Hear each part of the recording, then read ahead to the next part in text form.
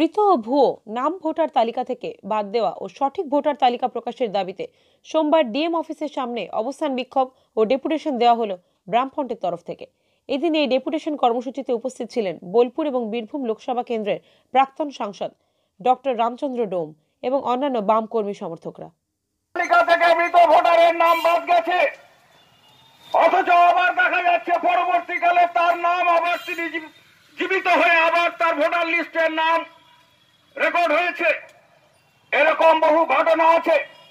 নির্দিষ্টভাবে যেমন 18 বছর বয়স, আগামী 2021-এর 1 জানুয়ারির মধ্যে যারা 18 বছর বয়স যাদের পূর্ণ হবে অর্থাৎ প্রাপ্তবয়স্ক হবেন, তারা ভোটার লিস্টে তাদের নাম সংযোজন করবেন।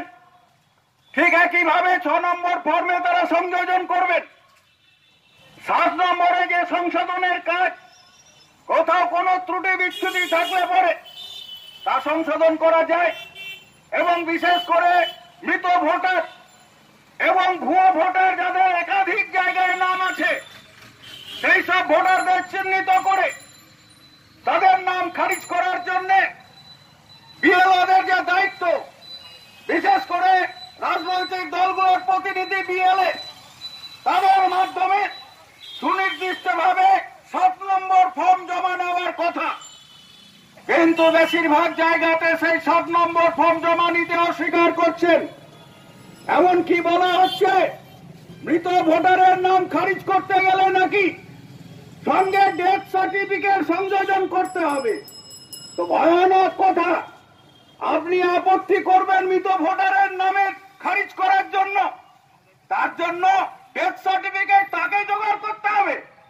এর অদ্ভুত অদ্ভুত সব নির্দেশাবলী আমাদের রাজ্যে নির্বাচন আধিকারিকরা চালু করেছেন। এগুলো কখনো বিধিবদ্ধ নয়। নির্বাচন কমিশনের এটাই হচ্ছে নির্বাচন বিধিবদ্ধভাবে করার জন্য, স্বচ্ছভাবে করার জন্য নিশ্চিত করতে হবে যাতে অবাধ ত্রুটিমুক্ত ভোটার লিস্টের মাধ্যমে অবাধ নির্বাচন নিশ্চিত।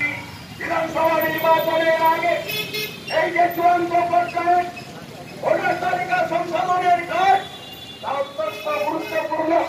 সেই গুরুত্ব বুঝে আমাদের নাগরিকদেরকে সাংবিধানিক অধিকার, সেই অধিকারকে নিশ্চিত করার জন্যই এবং আবার শান্তিপূর্ণ স্বচ্ছ নিশ্চিত করার দায়িত্ব নির্বাচন কমিশনের।